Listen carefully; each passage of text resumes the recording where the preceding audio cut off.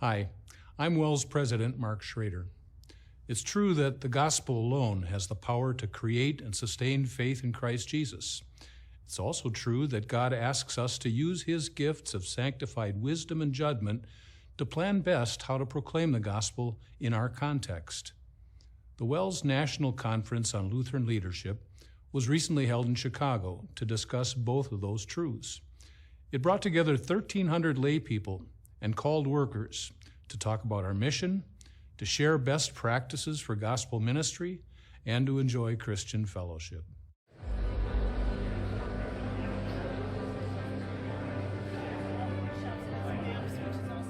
I know I don't have all the answers, and I know it's a really good thing to meet with other people that have other ideas. Things for us to think about, take back to our churches and share. So many, just good thoughts and ideas. The Leadership Conference provided the opportunity to talk about some of the major strategic challenges our church body is facing, like retaining our youth.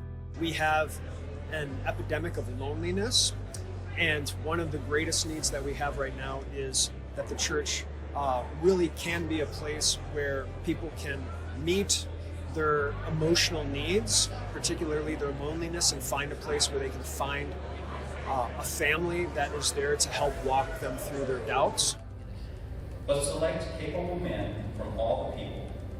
About half of the attendees of this conference were lay people, and a major focus was how to better use their gifts and insights to do more gospel ministry.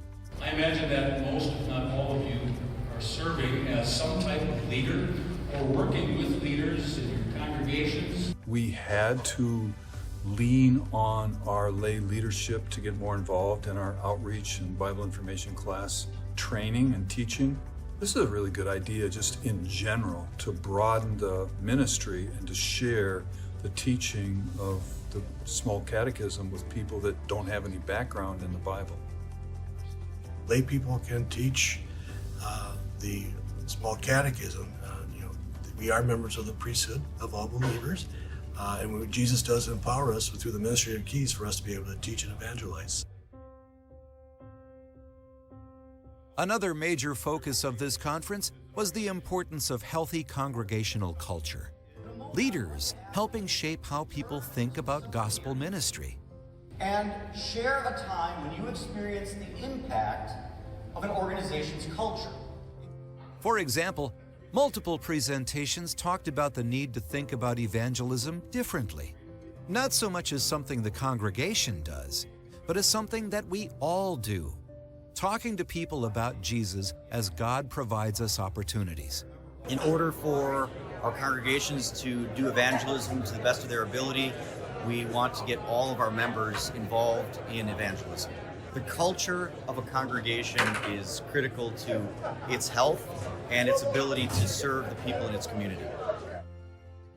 Every congregation has a culture, and you're either shaping it or it's shaping you. It matters because it's these shared thought habits we have that just show up. And we might not even realize it gets in the way of us trying to get stuff done. And so if a congregation says, we'd like to be more outreach-minded, and what are the thought habits that kind of get in the way? How do we look at change? How can we not take that charge and move past the barriers? Evangelism by everyone and for everyone. The conference included presentations that encouraged attendees to think about how they could better reach out to all people, including individuals from different backgrounds and cultures.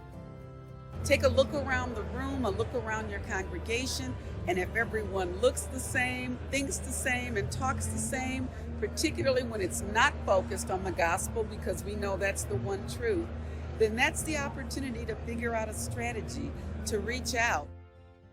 The presentations discussed the large changes in the Christian landscape in America. Yet, they also stressed that, with the strength and courage Christ provides by His Word, we can look at those changes not so much as challenges, but as opportunities. This is our Lutheran moment. What I think our world needs most right now happens to line up perfectly with some of the things that we do best as Lutherans. It seems to me that if you pay attention, you open your ears, you open your eyes, You see people raising questions and problems that the things that we know and believe as Lutherans are the perfect solution to. And so I wanted people to be able to see that and be excited about the fact that we have what our moment needs and what our world needs from us.